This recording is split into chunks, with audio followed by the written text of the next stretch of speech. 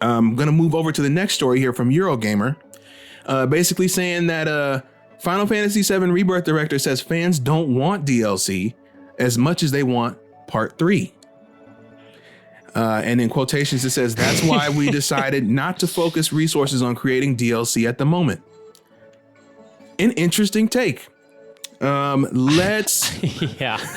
I mean, honestly, where's he getting this info? honestly, he might be cooking. I'll expand on that in just a little bit. But the article starts.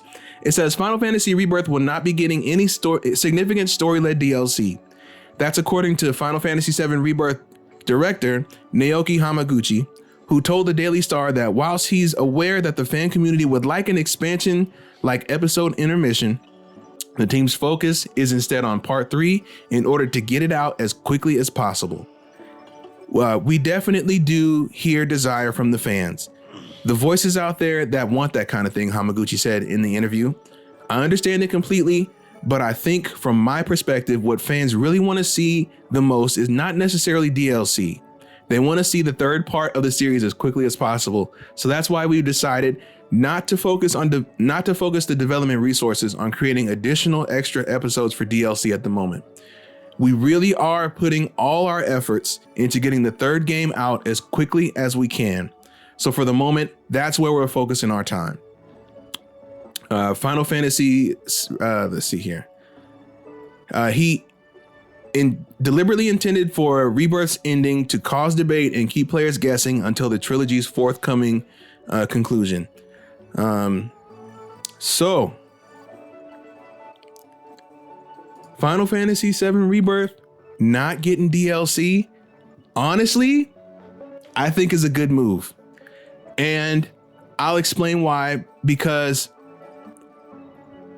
Final Fantasy VII Part 1 came out, 2019, wasn't it? 2020. 2020. During lockdown. Okay. So 2020, and then we got Rebirth 3 years later, right? 2023. So yeah, if they were 24, was it 20? It was this year? Yeah, I guess so. It's Game of the Year. So basically, it took them another 4 years to get this game out. Now, had they done another one, right, we would have been looking at 2028 for Part 3. Yes, if what he's saying is that making DLC extends the amount of time it takes to get a Part 2 or Part 3, then yes, it would be 2028. Right. I think Square's doing this for a multitude of reasons. I think the obvious one is that they don't want to have these teams sitting on payroll for multiple years. So they're trying to get this done as much as possible. I also think that they want to finish up the 7 trilogy because they're moving into another potential remake that's been leaked or that's been talked about, which I hear is 10 that they're talking about doing. 10 remake? Yeah. Whoa. I can see it. Especially in That's the engines. wild, yeah. Are they going to change all the voice actors? I don't think so. Everybody's still alive, aren't they? All the original voice actors?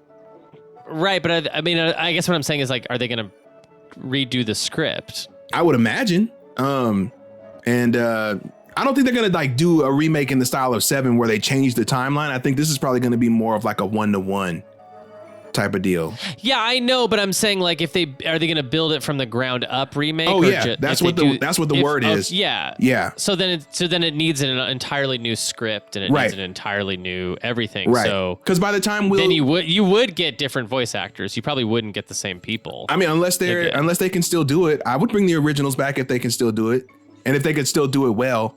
But if you think about it, right, like by the time they're gonna get around to this, it will have been about 25 years since 10 came out. Yeah. So wild. Yeah. At least 25 years. I mean, that's just so interesting because I think, if I'm looking at something I want to remake, I would be going older. Mm-hmm. and more, or if not the same, beloved. So I would, if I was Square, I would look at Final Fantasy 6. Or I was just thinking Chrono 6, Trigger. but also I think for 6 and Chrono Trigger though, I think those will work better as HD 2D. Yeah, I mean that very well might be their plan. Yeah, I don't know. Yeah, I think because 10 is completely voice acted. That's such a weird idea to me that they're gonna like remake something that's, yeah, like what was that Until Dawn remake that happened? You Was know it what I a mean? Like remake, they just felt, or did they just up-res it? I Was feel like it? they just I don't know. up-resed it. I actually don't know. Yeah. Yeah. Anyways, okay, cool. Well, that is. I think if you're giving me the option between, do I get the third installment sooner? If I skip DLC, I would pick skip DLC. I would say yes. Go right to the third one. Me too. It was nice. It was nice having that intermission. You know what I mean, in the middle, just to bring that in. But I think you can just whatever you were gonna put in the DLC here, just mush it into the third part and have it just be one big package. Yeah. Mm-hmm. Totally. Yeah, I think that's sounds smart, Mm-hmm. and it does sound like what people I think would want. I think it's funny to frame it that way though, because I think what people really want is they want it to come out sooner and there to be DLC. Right. You know what I think they want it all. They want, like, why don't you just do it all? Right. I was gonna say, can't you guys just do that? Like, what do you mean? Like, See, I don't. You need rest? You need to not have time off? What is that? No, get back in there. Yeah.